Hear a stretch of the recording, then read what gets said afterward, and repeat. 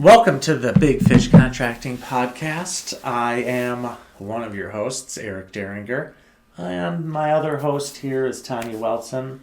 Good morning. The lovely Tanya Welton, wearing a beautiful flowered little very thingy summery. going on. Yep, very summery, even though we're still kind of Hey, it's a little cold for me yet. a little chilly. A little chilly. Yeah, but anyways, thanks for joining us. We're gonna just chatty chat today. Literally called Chatty Catch-Up. Chatty catch-up, Chatty catch-up. with some listener questions. Yeah, Yeah. we have people that ask some questions out there wanting to know about us. Let's chatty catch up. What's been going on? What have you been up to, Tanya? It's been quite busy. Busy out on all fronts. Mm-hmm. Well, work has been busy. Work, of we course. had April 14th was a tornado and a hailstorm. That was and wild. Wind. Man, my own house, trampoline went flying like there's Yeah, it was a in the neighbor's yard. Yeah. Across the street Yeah. and down the hill. Yeah. Basement had a lot of water coming in. Oh, that was an exciting night. Wow. Mm-hmm. And then subsequently we have had a lot of calls because many people have suffered some damage in their area between the tornado and the hailstorm. Yeah. So it is always unfortunate because you don't want people to experience that or have to go through construction projects and file claims and all of that. And on the other side, for us, it helps our crews stay busy. Yeah, I mean, it's honestly, it's hard to wrap your head around the reality of just the constant storms that have been hitting our area. Mm-hmm. I mean, it's 5 years straight where, I've been doing this for a long time, and I do not remember there being this much hail activity or tornado activity. I mean, I remember, we had one tornado in 2010. And it was a big one in Eagle, right? Well, we've had tornadoes every year for the last few years, and then the hail, and I'm sure it has to do with global warming. I think so. Yeah. I mean, unfortunately, the systems are changing. But you don't want a roofer talking about the science of global warming. No. I mean, no, do you want... No, we shouldn't go there. Okay. I agree. Well, tell me about the data. I have no idea. I'm not a weatherman. and yet it's colder than it's ever been. It's May. Colder. It's May. Yeah, I know. We get like one nice day. Yeah. You're like, ooh, it's coming, and then it's like 34 in the morning, and it's back to frost. And So I had another grandchild delivered to me. Baby Romeo. By my daughter Amber, baby Romeo. Should I put him on the pod? He's right Let's bring there. him in. He's right here. He's right here. He's 2 weeks old. Hi, Rome. Baby. Okay, Hannah. Cheers for Amber. Way to go. It's so Rockstar wonderful. mama. And here he is, 2 weeks old, working. Yeah, He's already on the payroll here. Yeah, exactly. Little Rome. So precious. So my son, Alex, has been grinding at Carroll College for 7 years. He's got the equivalent now of 2 bachelor's degree, but he also got accepted at K-State for the veterinarian school of medical science or science medical vet. He's going to be a vet. He's going to be a doctor. He's going to be a doctor. He is. So, he's going to be in Manhattan, Kansas. They call it the Little Apple, and I'm pretty excited. And now you get to go to a Chiefs game down in Kansas and stay with him. No? Yes. Yes? Yeah, I mean... is it close? It's probably like 2-3 hours away, but we're going to... Yeah, so much to celebrate in the Deringer family. That's really exciting. He's worked really hard, so we're going to shout out to Alex. Yeah, well done. For his hard work. Mm-hmm. And we're going to San Diego to celebrate my wife's 50th anniversry. 50th she is such anniversary. A young 50. That's what. It's not a birthday. We just call it anniversary. It's now. I mean, that works. It was kind of weird. It's her birth anniversary. Also known as you mean a birthday? Yeah, it's a birthday. It's her birthday. And the whole family's whole going. fam. Even the baby. Even Rome. Even the baby. Yeah. So fun. You guys well, he's got to work. Yeah, I mean, so it's gotta pay He's the working bills. remote. So you guys renting out like an Airbnb, or are you staying at a timeshare? Airbnb. Or like Yep, okay. really nice house in San Diego. I've never been there. Gonna go to the zoo though. I'm really excited I've about heard that. that's a famous zoo. Yeah, we're gonna go to the Padres LA Dodgers game, which would be Fun. cool to watch a little baseball and just hang out as a family. Yeah, that's And great. create I mean, memories. as your children get older, it's harder and harder to get together, I would think. Maybe. Well, yeah. This we've been pretty disciplined and fortunate to develop kind of family. All of our kids want to see each other, and they all want to see And us hang out, and yeah. hang out. So it's just we see each other a lot. But going away is something special. We're excited about it. Yeah, that's amazing. Yeah. Mhm. Wow. So other than that, what else is new? You're still teaching dance? Yep, still teaching dance. We had our last competition convention weekend, and then we have recital in June, and then we'll gear up for summer stuff. And we just dance is year round. It doesn't really start and end, They have No, to select I know. solos and duos. And It doesn't things. matter what sport you're in. It's No, year it's just round year round. these days. Yeah, yep. Like Nathan, he was wrestling last weekend. He'll keep training all summer. Yeah. We also made a hire. Should we We talk do. about We that? also have some news. Yes, my husband Ryan is starting on Monday. Yeah, Yay! so we have both Welsons working for us, with us. It's going to be great. You're going to meet him on the podcast. He's phenomenal. Can't wait. He's so great. I'm so excited for him. Yeah, 20 years at the same company, and today is his last day, and Monday he'll be with us. Yeah, We'll get him on the pod.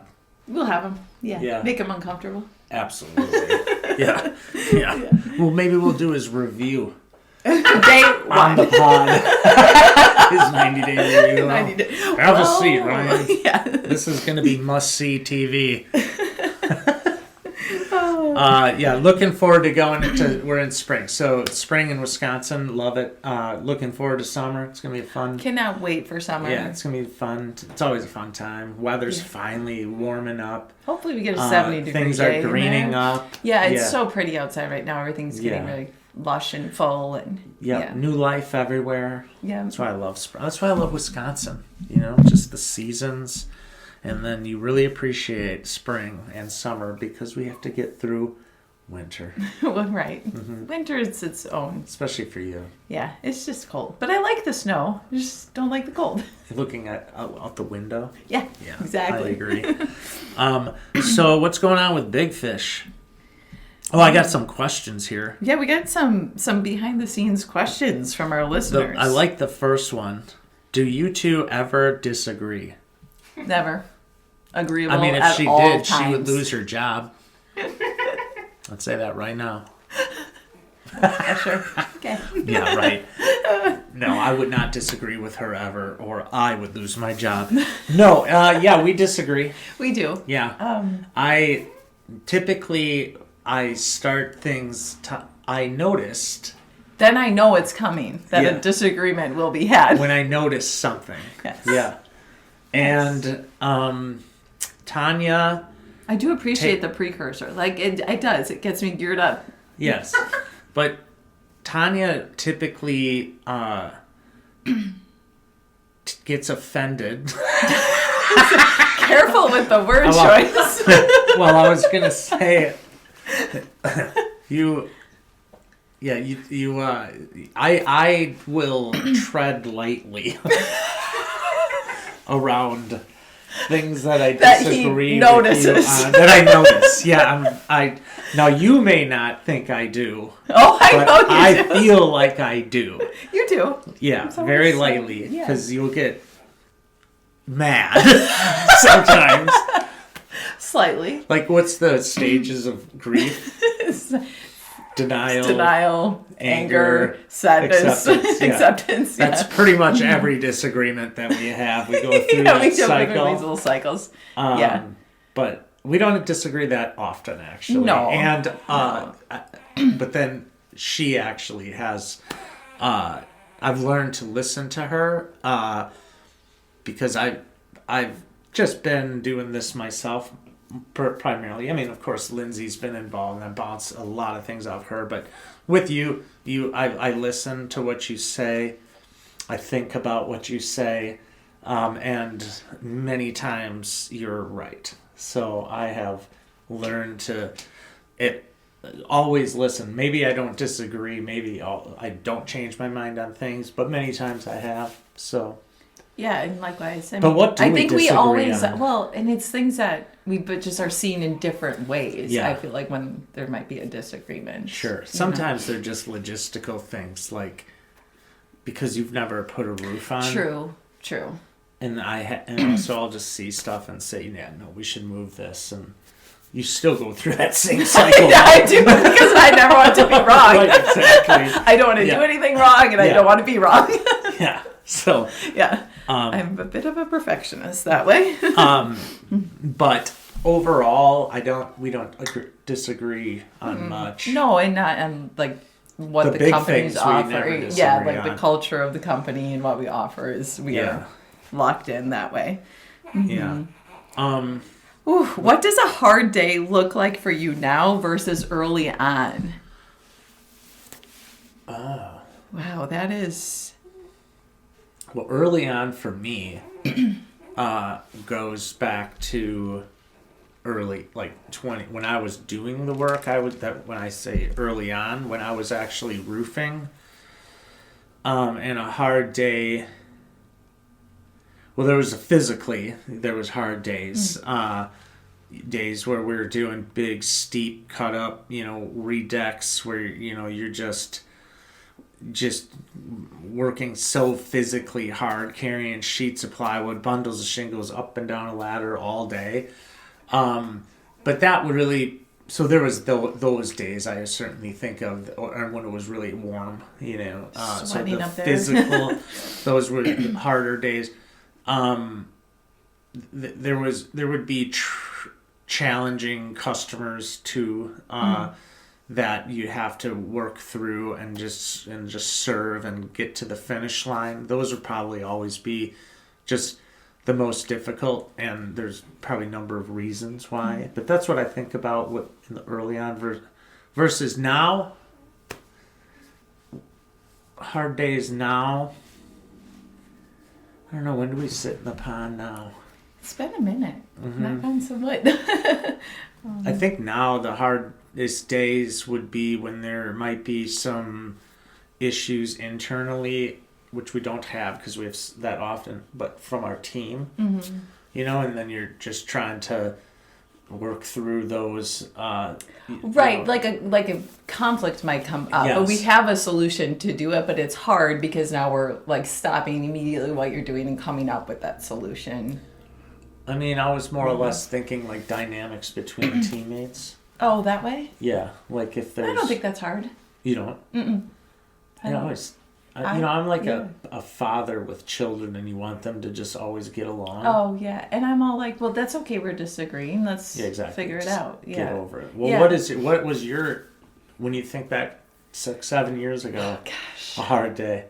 Well, I think the hard part for me for very early on is I just remember telling you, I don't have any experience. I've hadn't really worked full time, since being a mom and stuff like that. And so I just remember being like, yeah, I'll come in, and I'll work part time. And then the first week was like 40, and then the second week was more. And then Eric left for the week, and I just went right into that full time, if not more.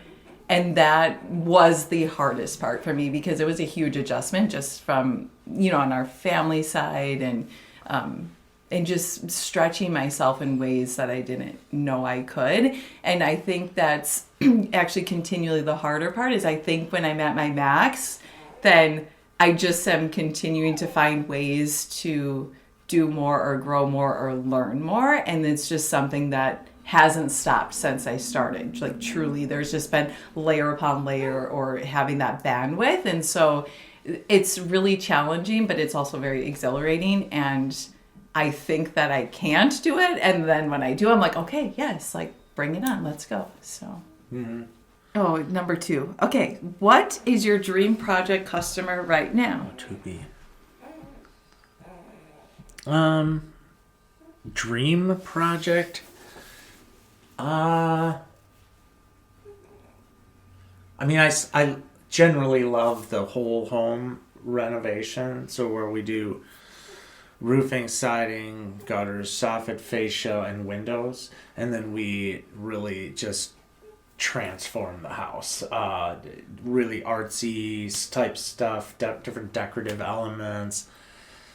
They've always been my favorite. Sometimes we'll do additions on them and transform. Like those just matte big transformations are always my favorite. Yeah. Especially on the exterior. Like I would prefer that over a kitchen. Just I like kitchens, they're fine, but I'm an exterior guy. I love looking at the outside the houses. That's when Lindsay and I go for walks. We look at houses, I just love it. I love the colors. I love the different details. So those are my favorite, I think. Yeah, we just did a really nice one 2 weeks ago. We had to remove asbestos and everything, and that siding. That house looks like it was built yesterday instead of right down in Milwaukee too. It turned out so awesome. A block, in Milwaukee the houses are so close to one another.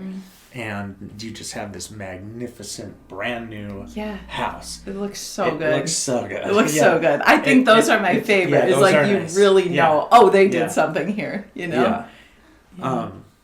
So those are my favorite. Let's see. What's something we wish homeowners understood before starting their project?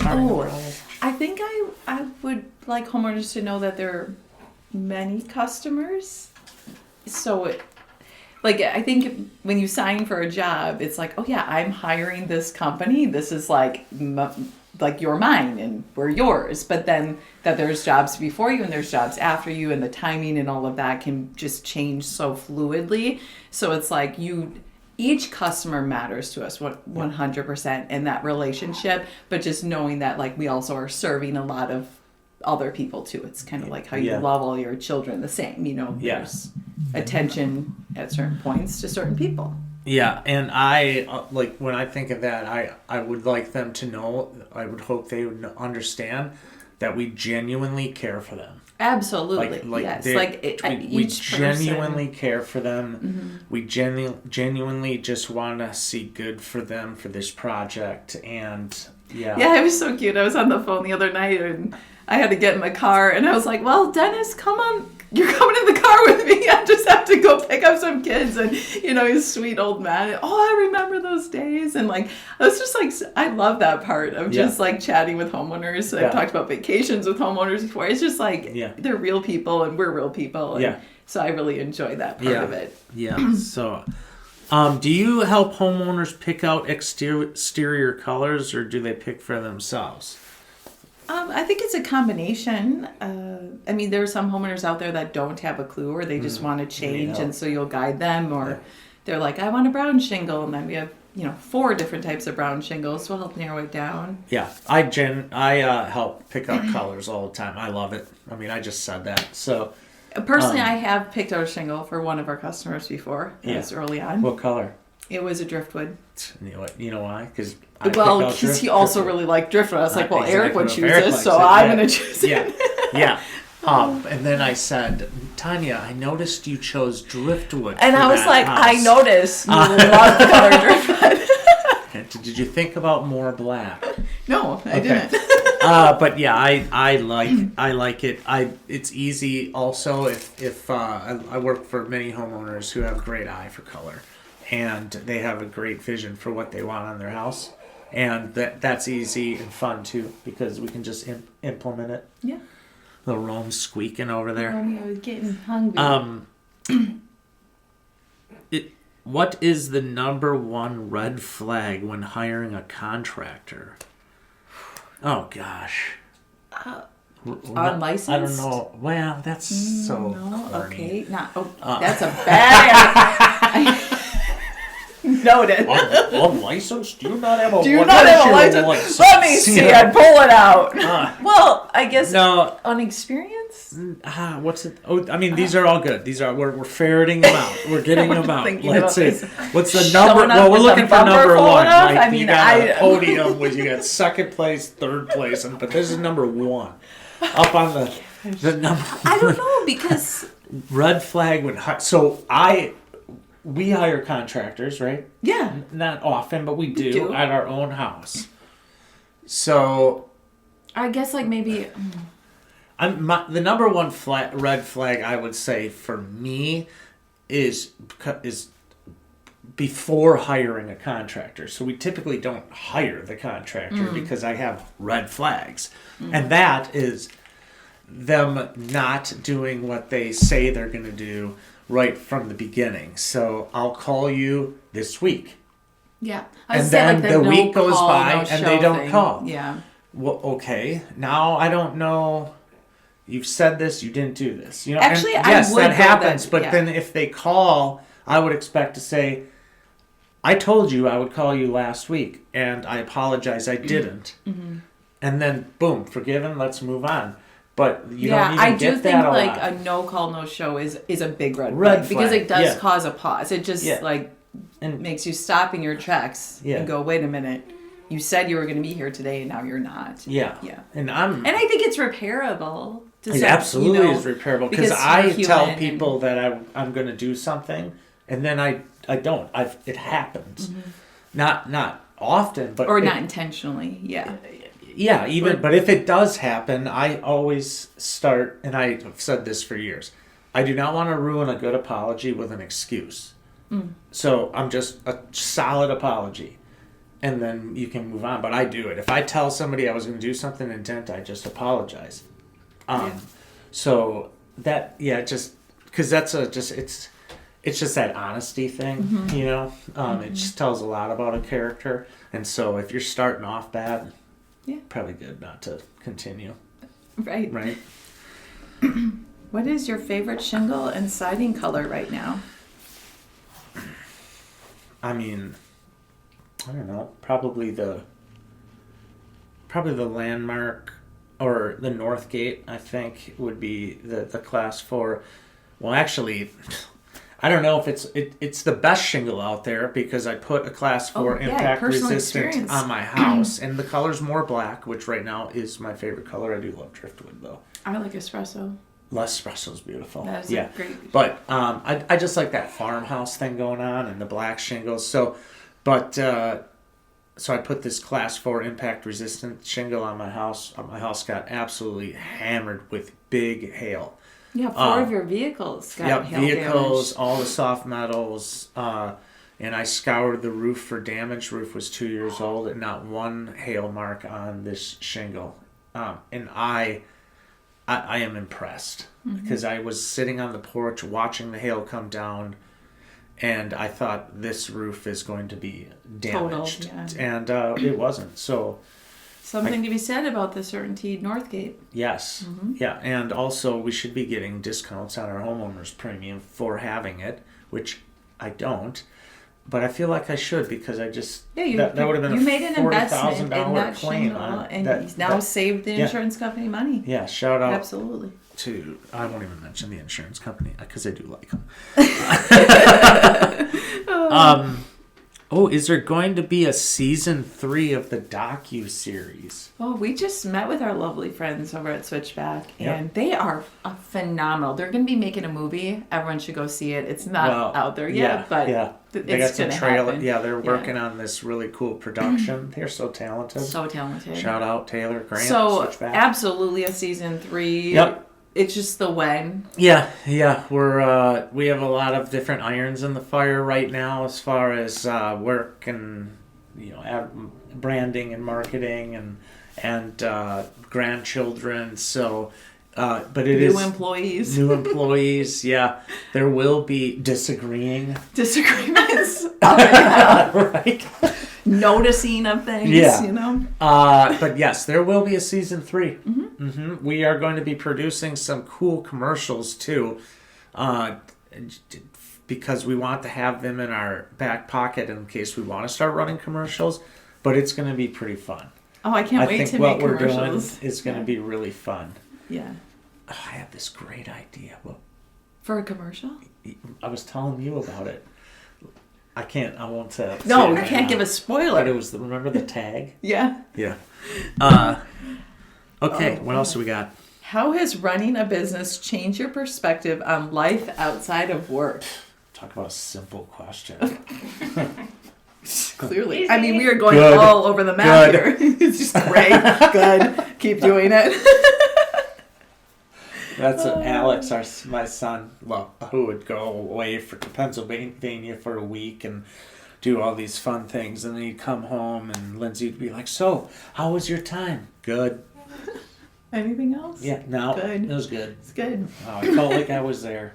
No, so how has running a business changed perspective on life outside of work? I mean, I don't know if running a business, well, I would have to really think about it. Changed my perspective on life outside of work. I mean, I don't know if it's if it has changed my perspective much outside You've been doing of work. Life and work alongside for so long. So long. There's like we don't compartmentalize things, and so life as a husband or life as a father or life as a small business owner. It just never really was these different compartments. It was just always just kind of what we were doing. And so I don't necessarily think that, running a business, has had much of an impact on like my perspective of life outside of work. It certainly has been a tool to be able to enjoy life outside of work. But like from a perspective standpoint, I don't know. I really have to think about it. Like the Bible has changed my perspective on many things, or, being married.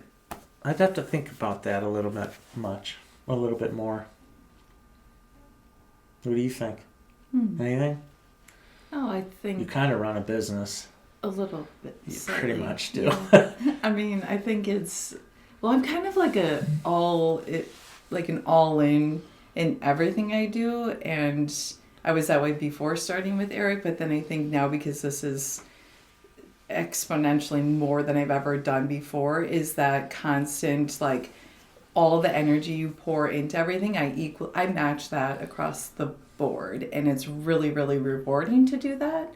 And for me, it's like I do wear a lot of hats, and I have to kind of turn some stuff off and turn it back on, but yet it's always there. And so then I think it causes or allows me to just really be completely in everything I do. Like I treat the business like it's a baby. Just like I treat my kids like they're my babies, or nurture my relationship with my husband. I think when you're so vested in the success of something, it just trickles out in everything I do.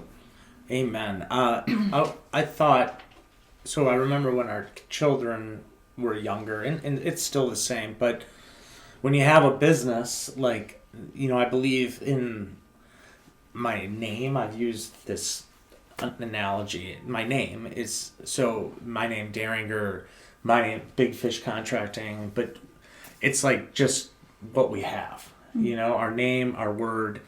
And when my children were young, this was never a problem because I have lovely children, but we did talk about, like, when they're out in the world, they're representing and carrying my name. And when you're running a small business, like, your name matters. And so if they're out there doing stuff to negatively reflect on my name, then it has a significant impact on the business, because it's my name. And so that just popped into my mind about how that would have changed, that perspective would change, rather than when you're just an employee going to work, or you know, it's not so important, you know, that it is important, right, but you know, it carries a different elevates weight. yeah, definitely, yeah, totally, yeah. So what does success look like to you now, Tanya? Oh man. Before or now versus when you started, how has it changed? Gosh, that's I think that's difficult. It takes a lot of time to think about the answers to these questions, wow. which is why she sends us a prep sheet Which we should have looked at. You know, that's a good idea. Yeah, wow. But yeah. I guess, I mean, I think, because early on, I just remember trying to get to all those benchmarks, like get married, have the kid, buy the house, do the dog, do the you know, like, I think that was always early on for me, like my definition of success. And then as I've matured in my age, even though I'm probably the most immature 40-year-old you know, I think that my like success to me is more about like the impact I'm having on others and the relationships I'm building over time, and kind of like creating like who I am as a person. Like if I died tomorrow, I want people to know that like I've poured into others more than myself. So I guess to me that means success. I love that. Should we get some Kleenex around here? Yeah, it obviously when I started, like I had goals. I wanted to give. I wanted to provide a home for Lindsay and my kids, and like, and Lindsay's parents, they never owned a home, and so Lindsay never lived in a place that they owned, and moved all the time, and Lindsay and I moved all the time too, so we always, the things that were most important were not the home, but what was inside the home. But it still was a goal to be able to own a home someday, which took a lot of time, you know. We were 45 years old before we owned our first home. And there's many reasons for that. But so there was a time when I didn't, if I had never owned a home, I know our life would have been successful. So I worked through that long before you actually owned a home to come to. So what was truly important, but it was always something that I would want to do. And now that we have a home, you know, and a nice home too, and we, you know, have had some financial success, it still really hasn't changed as far as like what is the most important, and or what success looks like. It's just now that a lot of that stuff is out of the way, and we're like we can now just really continue to focus and build into those things that I would determine as successful, which are continuing to raise 4 wonderful children, beautiful human beings, now pouring into grandchildren, and then our team and the friendships and the relationships that we have, and just like really doing life together and celebrating all the things that are so good about life, living here, and like not living here in Heartland, just living here on living, you know, and so to be able to just celebrate, you know, and be grateful, and so it really hasn't changed. It's just like over the years as far as but our ability to focus on these things now, more. It's easier. It's just easier. Yeah, it's easier, and it's easier because our kids are grown too. You know, That's when true. you're in the class 5 rapids with children all the time. Ooh, it can be a lot. It can be a lot, yeah, and but now it's just like, man, we can just really focus on that, and it's a great season. So. Yeah. Those are good questions. Wow, you cried. Oh, dang it. Dang it. Here, maybe just one. No, I'm not. With your hair. That's fine. Okay. I noticed. Shoot. I didn't know I was going to cry today. Well, it happens. It happens. It happens. Thank you guys for listening. Thanks for listening. Staying here through these podcasts. We do really appreciate you listening. We do, and we appreciate just the partnership with all of our customers and just helping us grow together with you. It's a blessing. Absolutely. Bye.